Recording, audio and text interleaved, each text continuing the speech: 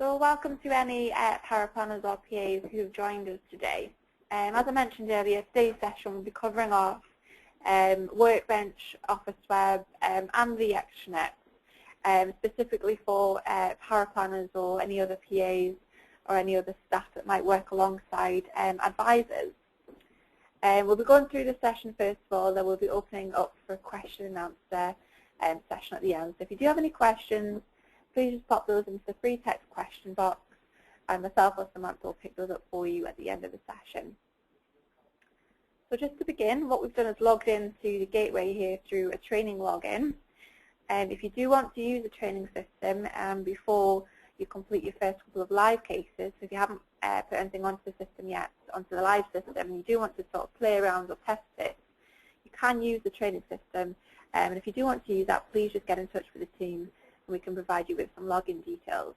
So as you can see, we've logged in today as Training RI 106, as we can see at the top. Now you'll be logging in using the advisor's login details to the gateway. And what we're going to do first of all is have a look at some of the cases that we've already set up on the system. So to do this, we need to just click on the Workbench icon and then along to View Existing Sales Processes. And this will take us through to Workbench and shows all of the cases this particular training login. Now, there's a couple of sort of boxes to select on this initial page here. First of all, what I'd like to point out is the search for the different advisor icon that we have here. So if you're a paraplanner and work within a firm, so you work alongside a number of different advisors, if you click on the search for the different advisor icon here, that would then allow you to pick up the different advisors within that particular firm. If you are just working alongside one advisor and you're using their login details, you would only be able to see that particular advisor's logins. Okay. If we scroll down the page, we've got a filter option here which allows us to filter the cases that we can see below. So at the moment it's set to current, but if you have completed or aborted a case, you can change the filter, or alternatively you can change it to all and then click on Apply Filter. We're going to leave this for the time being, as it's a training login. We've got a lot of cases here at the moment. I'm just going to explain quite briefly what some of these actions mean in the sort of right-hand column here. If you ever see a case and it's marked as unavailable, that means that the case, if we have a look along to the right here, sorry, to the left here, you can see the status is marked as checked out.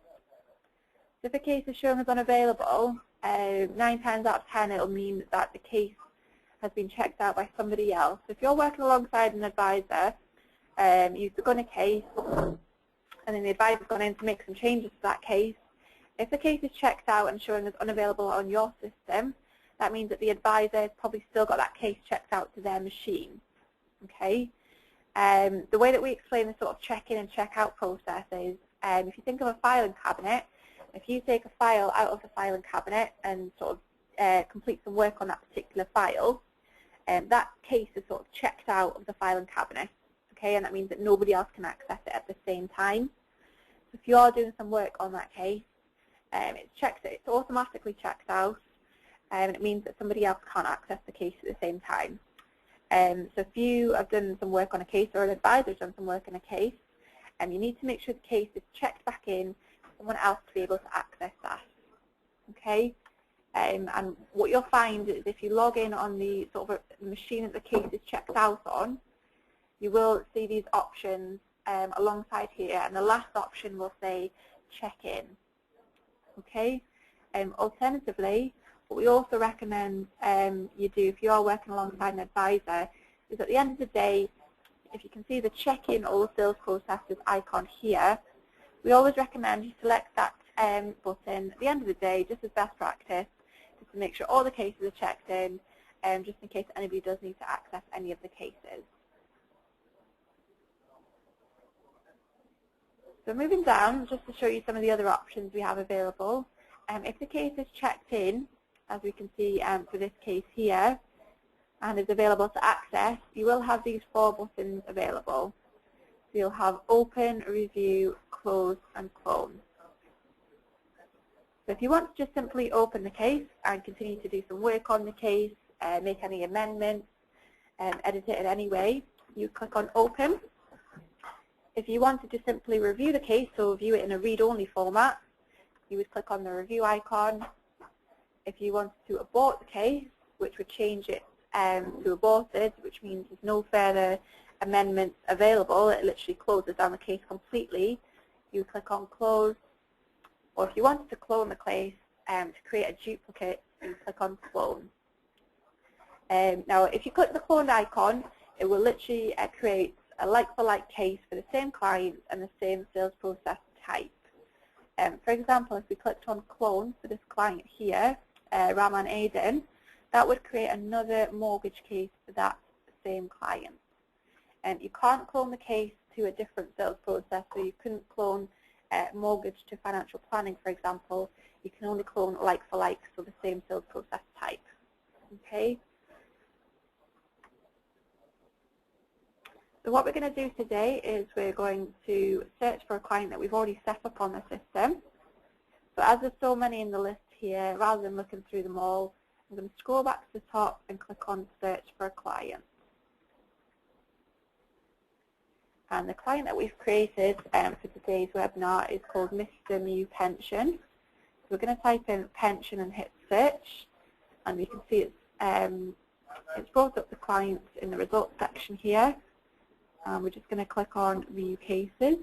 If you did want to create a new submission for this client, you could click on Add to Case, and that would create a new sales process for you.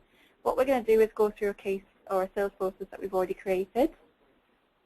We're going to click on View Cases, and as you can see, some of the details here, we created the case yesterday. The status is current because we haven't sort of come to the end of the sales process and completed the case. It's marked as checked out because we have it checked out to this machine, and we've also got the actions here, the full list of actions. So we've got Open to open the case, Review to review the case, Close to abort the case, Clone to clone that, and check in, and once we're finished with the case we can check that in. Okay, so the option we're going to select here is Open, and this will bring us through to the case we've already begun.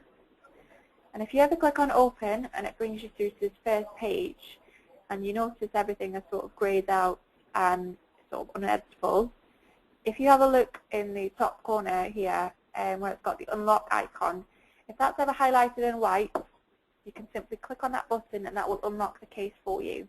Okay? If you ever sort of create a suitability letter at the end of the process, it will automatically lock the case for you. So if you do ever come back into the case and you find that you can't make any amendments, even though the status is still current and the case is not checked out to anybody else's machine, I always suggest that you click on the unlock button at the top to see if the case has been locked. This case at the moment is still open, so we're just going to go through the case with you today. I'm going to hand you over to my colleague Samantha Gibson, who will be taking you through the pension case, and we'll be coming back to you at the end of the session to explain the sort of suitability letter and take it from there for you. So over to Samantha. Hello everyone, my name is Samantha Gibson and I'm part of the advisor support team. I'm just going to take you through sort of the new pension application on Workbench. We're not going to put the details in as we go. I've already completed the case just to try and just for time, just to make it as straightforward as possible. So once you add the client's details into the Workbench system, with a new pension as well as with an ISA, anything that's investment related, you would choose the financial planning fact find just on the gateway system here. So you would go into Workbench, start new sales process, financial planning for the process that we're going to look at today. If you're going to do a protection only case, you would just look at protection, same obviously for mortgage and buildings and contents. So today we've clicked on new financial planning case and we've set the client up in the system. So you would just complete the details accordingly. Obviously, any of the details that are mandatory, you do need to complete, otherwise it won't allow you to go on to the next section. If you do try and bypass the page and you've not completed anything, it will come up with an error, so it won't let you bypass something that's mandatory. You would complete all of the terms of business and SCDD details, and obviously the dates that you've handed those to the client. And then click on personal details and complete all of the mandatory sections here, which is the client's full name, date of birth, marital status, if they have any dependents, and whether or not they have a will. If the client does not have an up-to-date will, then this will bring up with the prompt as to why the client should make the will, just to give you a reminder that that's something you need to discuss. So moving on to the next page, that will just bring us to the contact details of the client. Here you would complete all of the relevant address details. It is important that this information, you put as much information in here as possible, because this is what's going to transfer across to the suitability letter if you were going to use the report writer suitability letter. So for any investment cases, you would generally use report writer. For any retirement planning case that you use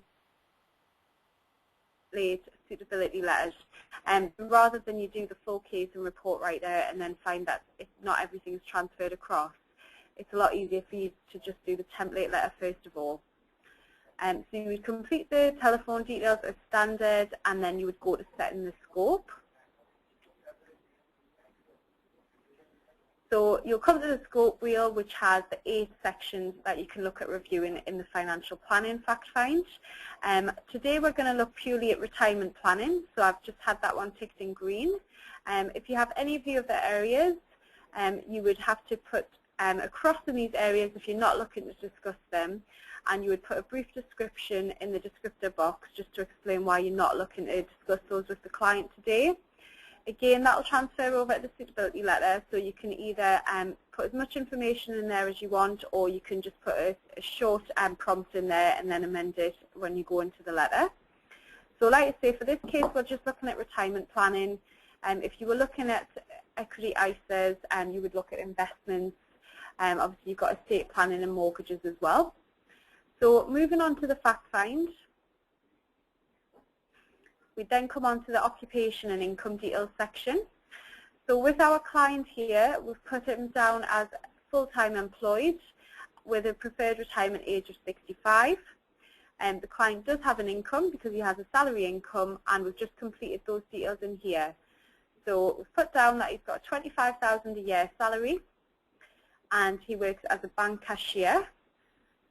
And just details of the occupation and his employer, and that's not a mandatory field, but if you can add it, then we would recommend it. Try and put as much information in there as possible. Now, if he has any additional income, in this case we'll just have it as the one salary, but you can just click on the Add More button, and that'll just duplicate that across, and you can just add a further income in there. Just some details about the tax status, which are mandatory. So is he a UK tax resident and UK domicile? So yes, he is. And does the client have any future plans for changes to residency? So in this case, he doesn't. Again, some more information about the tax status. So the client's a basic rate taxpayer. Is he contracted into S2P? So we've said no. The national insurance number is not mandatory. Again, if you have it, it would be useful to put it in. Usually only applies when it comes to equity ISAs. But again, this is just a fact-finding system, so it's not going to impact the advice or the application. So just moving on to the next section, you'll come to mortgage and other commitments. Now this is slightly different than the investment section. So when you click on retirement planning on the scope wheel, it does pull you through to a different sort of set of questions that you might find different if you go into the investment screens. So here we've got the mortgage and commitments page. So the client does have a mortgage, and we're just going to complete the mortgage details here. So we've just put that the client has a mortgage with Halifax on his main residence. He originally borrowed $100,000, and he now has a balance of $85,000. It's a fixed rate mortgage on repayment. Put the current interest rate in there, but again, that's not mandatory.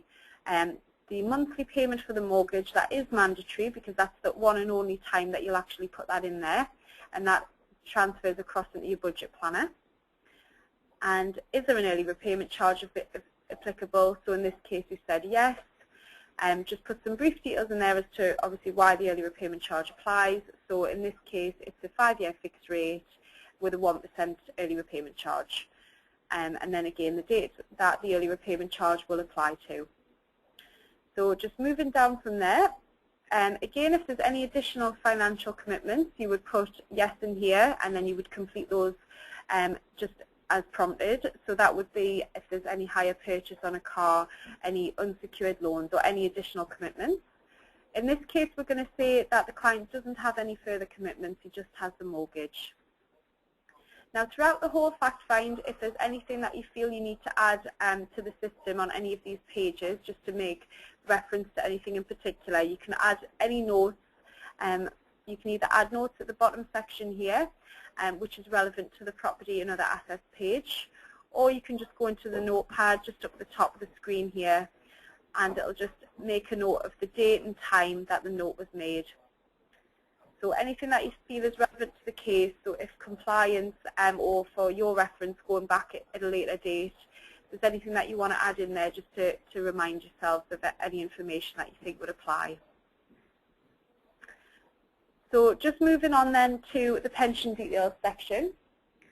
In this case you've got just several questions about the pension scheme. So does the client's employer offer a pension scheme? We're going to say no, but if the client does have a pension scheme in place with their employer, you would say yes and then complete the details. Does the client have any company pensions? No. And does the client have any personal pensions? So in this case we're going to say yes. You would complete all of the relevant pension details. So like I say, these are cases that are either old schemes that are they're not contributing to at the moment, or schemes that they're currently contributing to. So any pension information that the client has at all. And the reason that you need to add this will transfer across to the shortfall section. So you need to be able to have the discussion with the client about what their shortfall is going to be in retirement. So I'll come on to that in a second. So we're going to put that the client currently pays £300 a month into a Barclays Life pension with a current fund value of £15,000 and a retirement date of 65. We're going to put that he pays this on a monthly basis and it is index linked. And will this form part of the estate on death? Yes, it will. So again, that's a mandatory section there. Just following on from the further questions, so does the client have any preserved pensions? No. And has the client applied or do they have any primary protection or enhanced protection? So in this case, that would be no.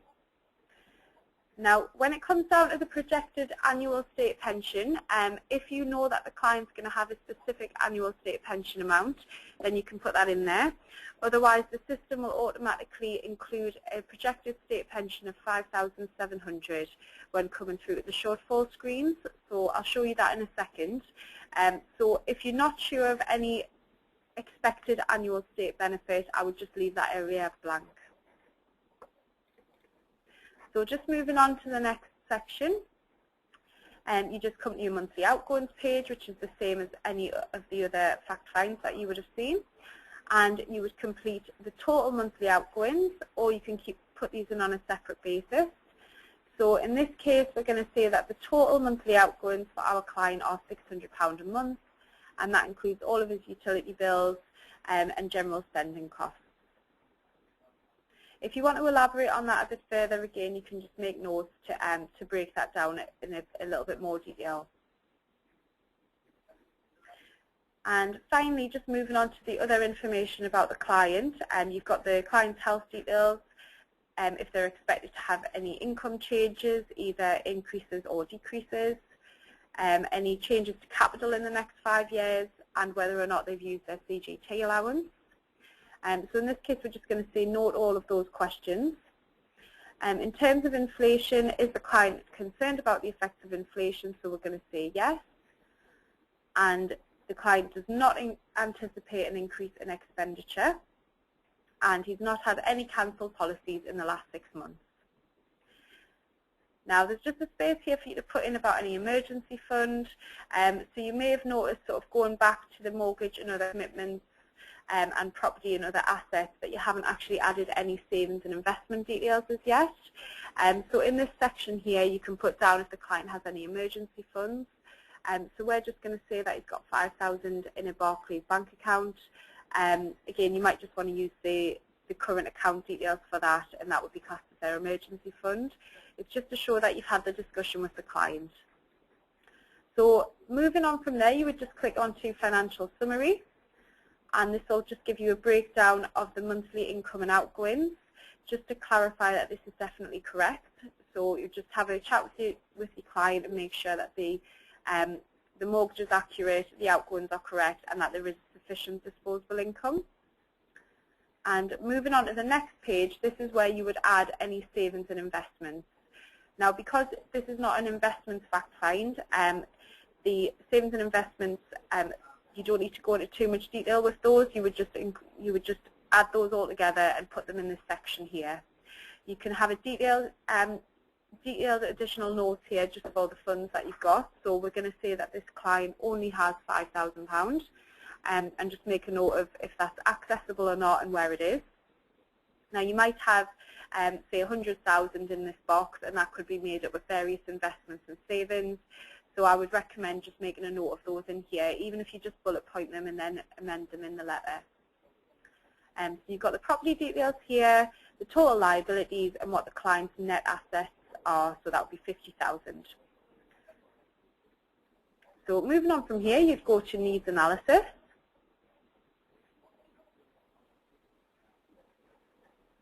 And we'll come on to the retirement needs analysis section. So again, you'll only get this page if you click on the retirement planning option on the scope wheel. Now, in terms of the analysis required, it is important that you select the correct section in this case, otherwise the fact find would actually stop going forward and you wouldn't be able to put any further information in. So in the event of you completing a pension transfer or a new pension, you'll always select objective-based analysis. And in the event of you completing an annuity case, you would select budget transfer-based analysis. At no point would you select not required, because what you're saying there is that you're not looking to actually give any advice. So in this case, as it's a new pension, we're going to select objective-based analysis and just move on to the next page. And this then brings up the objective-based calculator. So this is what you'd have the discussion with the client as to the age they want to retire and how much income they are likely to need in retirement. So the current income is 25. Following a discussion, the client said that he wants 20,000 in retirement. Based on the existing pensions that we've already added, which is the Barclays pension for 15,000 with the £300 a month top up, that would give him an estimated annual pension of 18,200. Now, there is a shortfall there, obviously, of 1,800, and that is in today's terms. So if you were to look at it in tomorrow's terms, taking into account inflation, the client would need to make up a shortfall of 3,870. Now, the calculation there is based on a couple of assumptions. The first is a projected annual state pension of 5,700 a year and an annuity rate of 5.3%, and also a projected inflation growth rate of 2.5%. Okay, now obviously that's not going to be the same for every client. You might have people who are going to have enhanced annuities, various state benefits, income and retirement. So this is just purely for discussion and something for you to include in the suitability letter and make the client aware of whether or not they have a shortfall. So don't worry if the figures are slightly out compared to what you might have discussed with the client. As long as you've got this discussion in there, that's the most important thing. What this also tells you is how much the client would need to contribute to make up their shortfall. So that would either be £50 a month additional or a one-off payment of £11,916. So once you've had that discussion, you've completed that section, you would just move on to the next page. And you'll come to priorities and actions. So when you come to priorities and actions, and you'll see this on all of the fact finds, depending on how many areas you've ticked in the scope wheel, this will be where you select what the most important priority is for the client. In this case, because we only selected one area on the scope wheel, we've only got the one priority. If you were to select 2 or 3 areas, then you would need to put them in order of priority for the importance to the client. And you would explain the reasons why you've chosen those as different priorities just in the detailed box here. So because this is the only priority for the client, we've just put in this is the only area you'd like to review at the moment and is your main priority. Again, that would transfer across to the suitability letter, but it's also important for compliance if you would ever look at the case just to see the reasons why you've put this through, obviously, as the main priority. Moving on to the next section, you've got the disposable monthly income, which is shown as 432. So we've clarified that that's correct after double checking with the client. They've got an available budget of £300 a month, and they don't have any lump sum budget. So in this case, we're basically going to stop the payments that we've got going into Barclays, and we're going to start them back up with a new pension, which is what our recommendation is going to be. So the client wants to continue paying £300 a month, as he has been doing. Because that is more than 50% of his net disposable income, you just get a following prompt just to say that we would not normally recommend you use more than half of your disposable income. Please give a reason why you wish to use this amount. So I've just put that you currently pay this amount towards your pension and you are comfortable with this payment each month. So you would probably elaborate on that a little bit further and explain the disadvantages of him overcommitting himself. But like I say, if you've had the discussion and that's how much the client needs to pay into the pension to make up the shortfall, then as long as you document it, we don't have any issues with that. So moving on from here, that's all of the main information that you need to put in with regards to the client. What we'd move on to now is the attitude to risk.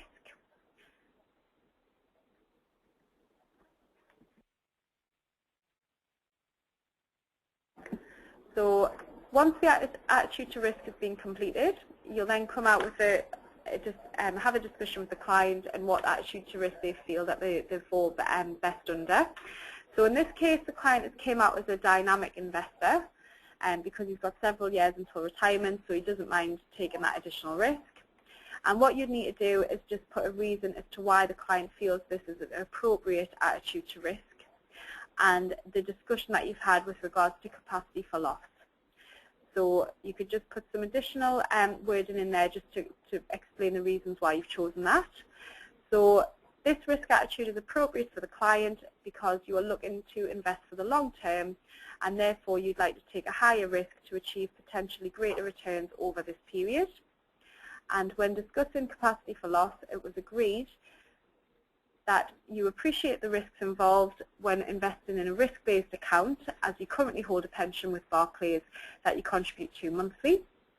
Therefore, you appreciate that over time markets will fluctuate and the value of your funds can go up as well as down. As you have no intention to retire before the age of 65, you are happy to invest in this level of risk as you want the potential for inflation-beaten returns and the ability to achieve your target income in retirement. Bit of a mouthful there. So that'll pretty much cover off the reasons why you've recommended, like say, the higher risk fund. So following that, once you're happy with that section, you would just go to design a solution, and this is where you would input the details about the product that you've recommended.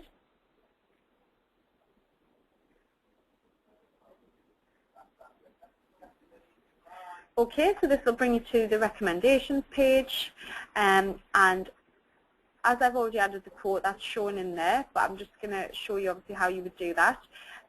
This would generally be blank, and you would just click on Add Quote, and then you would just manually add in the quote.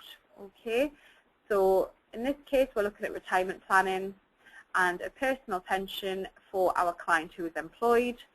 We're going to use Scandia as a provider, and the date of the quotation was yesterday's date, which was when we input this through the system. The regular premium is going to remain at £300 a month. Like I said, we're just going to stop the original with Barclays and start this again with the new Scandia plan that we're recommending. We're not recommending a single premium in this case. If you were doing a pension transfer, for example, and you were transferring that £15,000 from Barclays, you would put that in this section here, and you would put £15,000 in there. Now, this is not an employer premium that's going to be added, so this is purely just a personal pension. Like I say, there's no transfer amount, but again, you would put the £15,000 in there if you were going to be moving across the 15. It's a new pension that we're going to be applying for, and the retirement age is going to stay at 65, and the benefit is going to be for retirement income, and we've got an estimated annual retirement income of 20,000, which is what we're aiming for. Now, this is not a top-up policy, it's a new policy, and are you applying for the product? Always make sure this says yes, because this is when you come to set the remuneration on the case. It'll only follow through to the Office web system if you click yes on are you applying for the product. It's not a replacement plan, and this would usually only be ticked if you were doing a bed and ISA case, or if you're actually doing a replacement from an OIC to another fund. And down here, you just need to put the details of the fund. So we're just going to say, like say this is Scandia, and we're going to put 100% into the Scandia fund. Now, when it says apply via extranet, like I say, these buttons at the moment, they're not linked to any of the external websites, so you should apply via the provider directly. Don't click on any of the apply via extranet sites sections, just because it may not take you through to the correct place, and potentially it could impact the fact find, so I would just do it as a manual basis. So is the client opening a new wrap account? So it would be yes, and the provider is going to be Scandia. And is this a new product? Yes. So that's all of the details that we need to add there for the quote. And as you can see, once you've completed that, it'll show there under the quotes list section. And that is what's going to transfer across to the Office web page. So following that, you would click on Suitability Report. Now, like I said earlier, the Financial Planning Report Writer, Suitability Report, as far as we're aware, there is a few issues with it when transferring it to Office Web, so I'm not aware that it actually saves to Office Web. Now, a few people have said, can they just complete it via the Report Writer page here and then save it using the Export to Word section, because the majority of the work is really done for you on the template. So I can't see an issue with you doing that, but you would need to remember to export it to Word and save it, and double check that all of the mandatory areas are covered in here, because we have been told that we would prefer you not to use this suitability letter, so I don't know if that's because some of the areas aren't coming across correctly. So like I say, if you wanted to use this, you can then export it across to Word, save it, and then manually amend it, and then just upload it through the Documents section in Office Web. So like I say, this is just the template, so it's about 6 pages, depending obviously on the case. But what we'll do in that case is just close that down, and the best guidance we have at the moment is to just use the Financial Planning Suitability Letter on the intrinsic extranet, just to make sure that everything's included and you're not missing any mandatory areas out. So following the suitability report, you'll then come to the final sales section, which is closed sales process. So once you're on this section, you've got 3 options. You can either cancel the sales process, which would be if you've done the case and for one reason or another you need to abort the case, you would just click on cancel the sales process.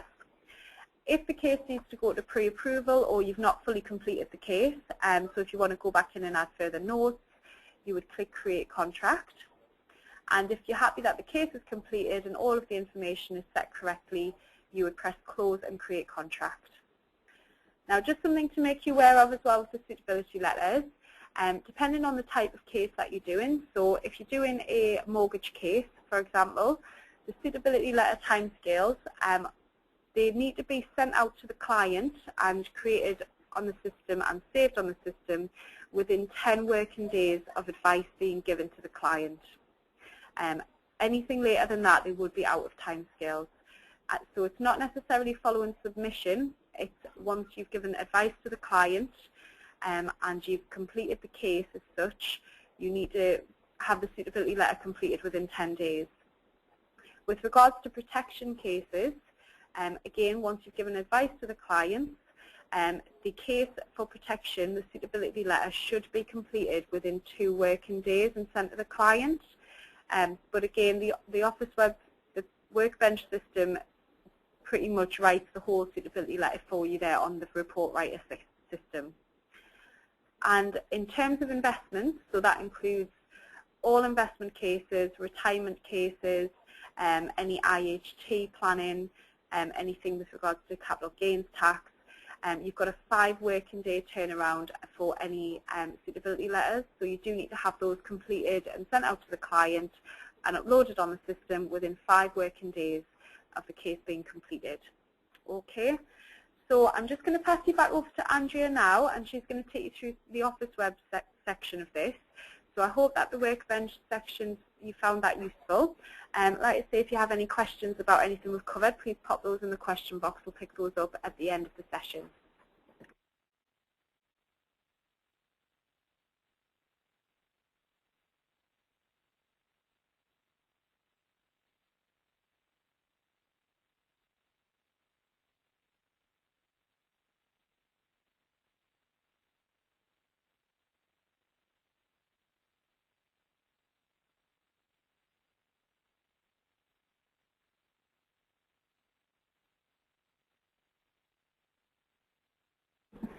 Hello again everybody, it's Andrea.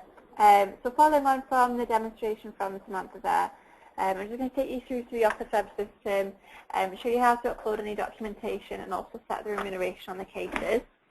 So today we're going to select the option Create Contract here. The reason being is that we might need to come back into this case and make amendments at a later date. But if you are happy that the case is completed and there's no further amendments to make at all, you would click on Close and Create Contract. And that checks the case in and marks it as completed.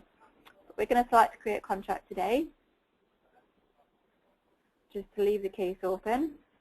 And you will see that you'll get a message that says the case has been checked in. Okay? And just pulling it through to the Office Web here, you can see that the quotes have been pulled through, and the quote that we entered into Workbench. We've got applied for as yes, and remuneration set as no. To add any documentation to the case, you would simply click on the Documents tab along the left-hand side.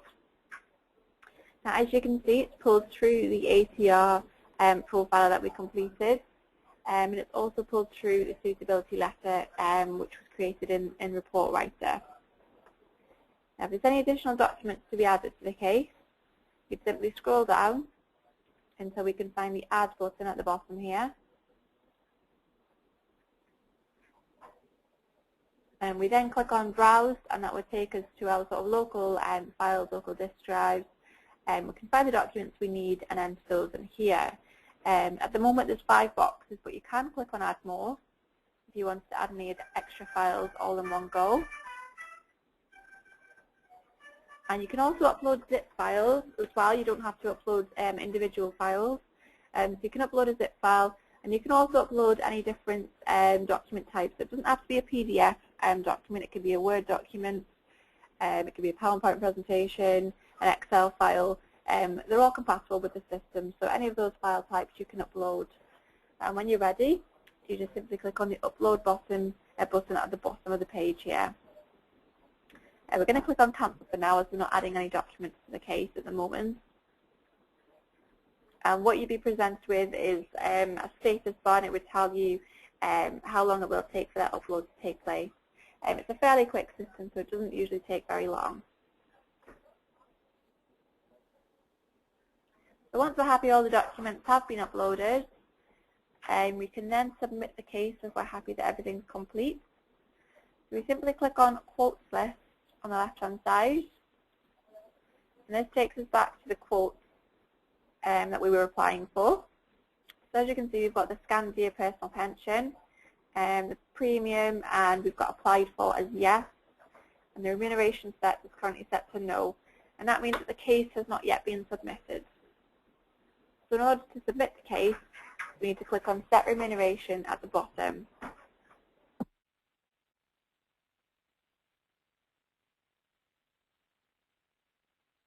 And it's just warning us here that the ID verifications haven't been captured for a specific client. So we haven't yet confirmed to the system that we've completed the URU check. So we're just going to click on OK here, and it'll automatically pull us through to the client details page just for us to confirm that we have verified the client's ID before we actually submit the case. So it'll be under the Admin Details tab, and then as we can see, we've got a mandatory field here in yellow which hasn't been completed, so the ID verification. So you simply click on the drop-down and select Electronic ID Process, as we've already completed the URU for this particular client. When you're ready, you can hit Save, and it automatically takes us back to the Sales Processes tab. So what we need to do is go back into the quotes list and find that quote again. Okay. Now we can set remuneration on the case. You'll be presented with the usual window as you normally would. So we're just going to select the plan that we're taking on the product. It's already pulled through the rest of the information from Workbench, so the information that we've already completed. So you simply need to work your way through completing anything that's highlighted in yellow as mandatory. So everything from this page is complete. So we're going to move on to the Administration tab. Now in most cases you won't need to do anything on this page, but if the advisor is splitting the fee or the commission with another advisor, you would enter this into the system from here. So it'd be referred by AR, and you click on the drop down. Now as this is a training login, it has only brought up the login, the other details of the other training logins. But if you were doing this on the live system, it would bring up every other positive solution and intrinsic advisor on the system. Okay, so that's if the advisor is splitting it with another advisor. You would enter in the details, and you pick the advisor name and then pop the percentages in here. If they have used an external introducer, they would select this column here, and again it would bring, if you click on the drop down, it would bring you up with any introducers that are linked to the advisor that you're working with. Okay, so we're going to leave this blank for the time being, and we're just going to keep all of the fee for this particular advisor for training RI 106. So we're just going to move on to the Compliance tab here and keep the information here. So replacement contract was yes. How was the advice provided? And we're going to select face-to-face. The illustration we're going to pop in as today's date. Application as today's date. And the suitability letter as today's date. And although we haven't actually done so, I'm just going to tick to say that we have uploaded all of these documents. And then we just move on to the Remuneration tab. And we're going to pop in Advisor Charge. And that defaults to charge. We then move on to the Fees tab. And we're going to select an initial fee. So we click on Add Initial One-Off.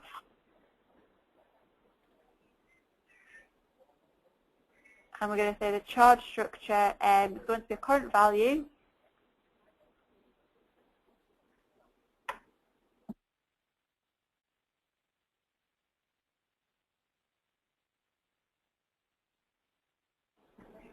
And we're going to say the percentage will be 1%. Okay. We would hit Save at the bottom. And you then see the message that says the current policy will be used to facilitate the advisor charge. So that's okay. All it's telling us there is that the fee itself is going to be linked to the policy. So we're just going to click OK. And it'll pull us through to the Add Edit Fee section here. And again, you need to enter any information that's highlighted in yellow. And you'll see the first option here is the invoice dates. Now, although you're not actually invoicing the provider, you do need to pop a date in here to allow you to sort of move on in the system. You always need to pop in today's date, so the day that you're entering the fee information. And then the reason for fee is going to be recommendation initial. You don't need to enter anything in the description, that automatically populates that field. The advice area is going to be pension and annuity. The VAT will select as exempt for this particular case. The status will automatically default to invoice. The type of service is going to be the initial. Type of advice will say this particular advisor is independent. The charge structure is the current value, and it is a 1% current value. Very low amount for this particular fee amount. And is the client contact paying? We're going to select that as no. The only reason you would select that as yes is if the client was paying the advisor directly, so they were paying them a one-off fee. But as the provider is paying this, we're going to select no. And there's nothing further that we need to complete here, okay? So we're then going to select save. And that's going to save our enormous fee of £3 to the system. If you did want to add an ongoing as well, you would simply click on the Add Ongoing template, and you'd be presented with a very similar screen where you enter in the mandatory fields in yellow and hit Save at the bottom. So we're just going to move on and click Save to allow us to sort of set the remuneration on this case.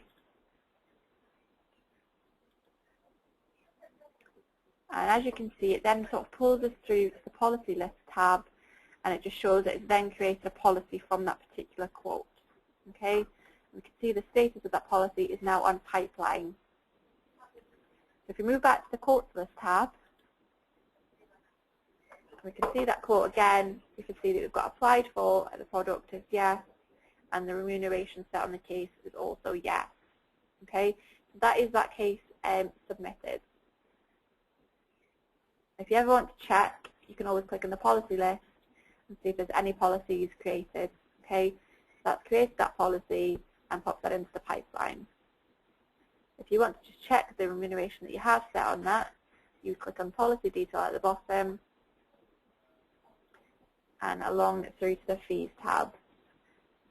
Okay, and if at a later date you want to, edit or add any other fee to that case, you can do so here.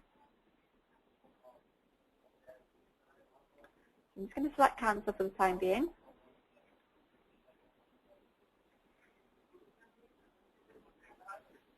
And I'm just going to take you through the sort of pre-approval process as well. We've had a lot of queries about this, the advisor support team.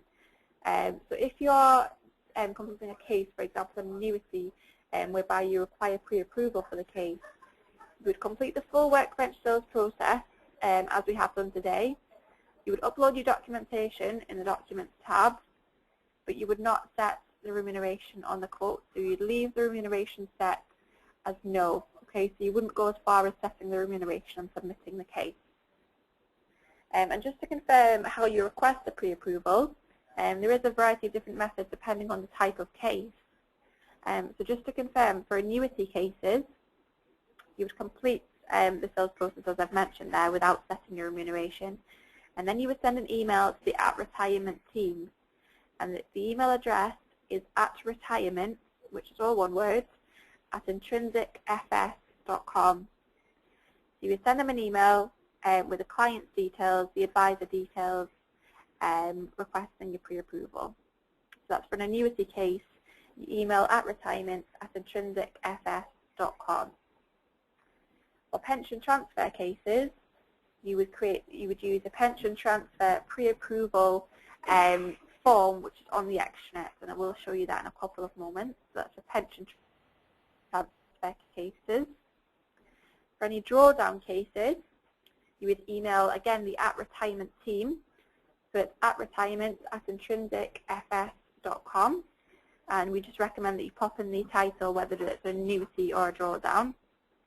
Again, you would just detail the client's details along with the advisor details, and the team can then log into the system and see exactly what's been completed. For any sort of replacement investments, any high-risk investments, for example, unregulated products, they need to be emailed to the compliance team. And that compliance email address is compliance@intrinsicfs.com. Okay, just to confirm, for annuities or drawdowns, it's at retirement@intrinsicfs. For pension transfer cases, it's the pension transfer form, which I'll show you in a moment. Anything else, investments, high-risk investments, unregulated products, replacement business, it's compliance@intrinsicfs.com. Okay, so I will show you through the actioner in a couple of moments, but also just one query that we've had quite often is how to add additional documents to a case. Once the case, for example, has been submitted, or maybe you've come out of the case.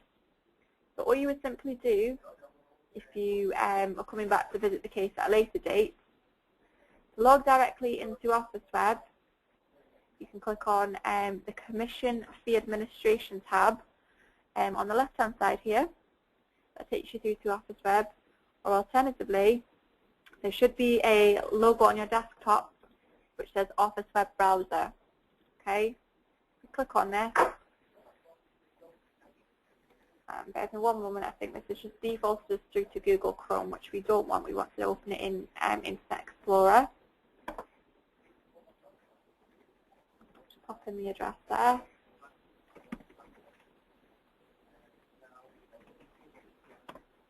And this is a training system, so it looks slightly different to the usual login. But you will be presented just with your Office Web Browser. You would log in as usual.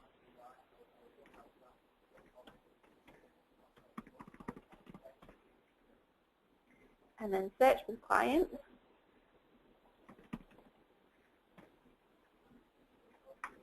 Find the client record.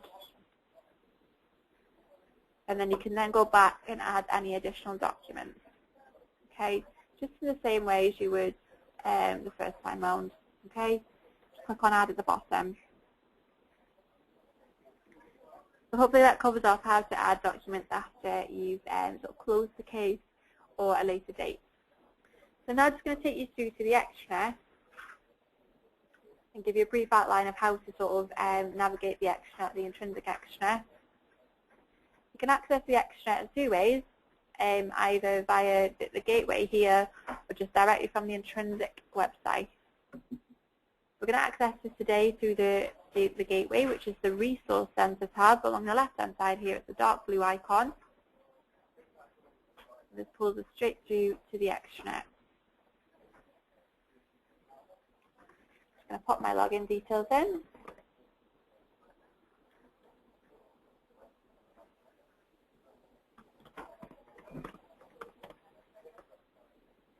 We're brought through to the independent side. Now all advisors can access the independent or restricted sides. Your login details will work for both the restricted and the independent sides. Okay. And I'm just going to show you some sort of quite useful pages. If you haven't accessed the actioner already and you haven't done so, I would recommend that you have a look around it because it is a very useful tool to use. Some quite useful information on there. The main section you probably find useful is the AQ Guidance and Processes tab.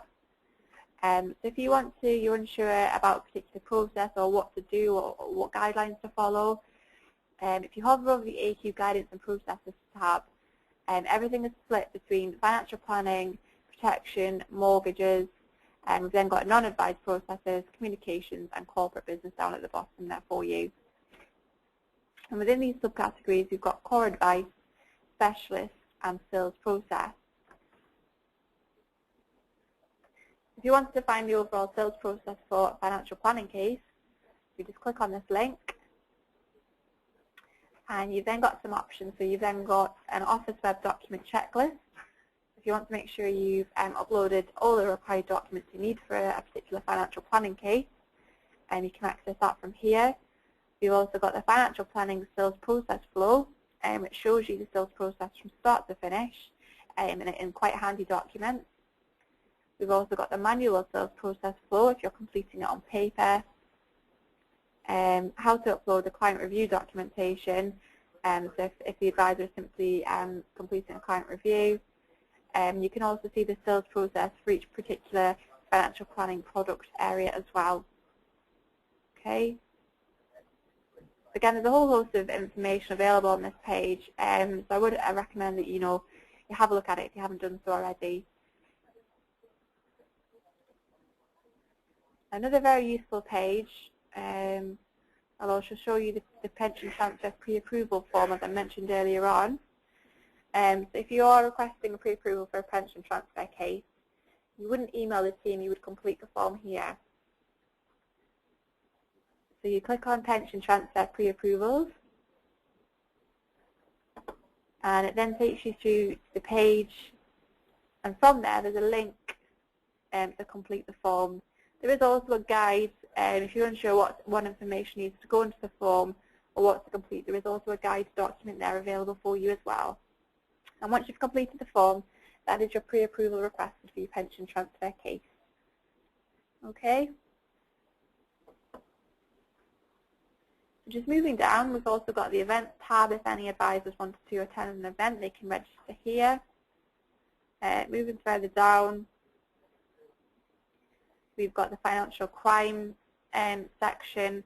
Again, if you need any information on the URU system, that would be under electronic ID. We've also got the corporate ID verification process, which falls under money laundering, and then down to corporate client verification here. Also information, for example, clients who can't provide ID, verification on trust, power of attorney, pension sales, Isle of Man providers, and non-face-to-face. So, sort of outside of the usual procedures, all the information is there for you, okay? It falls under those specific categories. That was just under financial crime and money laundering. Moving down, we've also got a technology tab. So if the firm that you're working with or the advisor that you're working alongside does recruit anybody else to join the firm alongside you, and they want to sort of download the system or the software themselves, they can access this. All the downloads available from the technology tab. So we've got the Workbench, Office Web, WorkSmart URU, software installation, and de facto as well. Okay. And finally, the last section that I'd like to draw your attention to is the document store. Now, every document type you can ever imagine is stored in the document store. And this is where we find all the sort of template letters. So, for example, you're looking for a template suitability letter, a paper fact find, for example, anything like that. It's a huge document store, and it stores everything here. Got the ATR description, a whole host of information. It's all broken down into sort of subcategories. As we can see, we've got corporate business, financial planning, investment replacements, and so on. Now, if you ever are looking for something, you know what you need, but you can't find it, there is a really useful tool available here in the top right-hand corner, which is the search facility. So say, for example, you're looking for information on top-ups. You just type in top-up there and hit search. You then present us with all the information, any information that contains that particular keyword. Okay. Again, if you're looking for a suitability letter, suitability, and then hit search. Okay. And we've got the numeracy suitability template, tri-goal suitability letters, and so on. Okay. That brings us to the end of the demonstration today.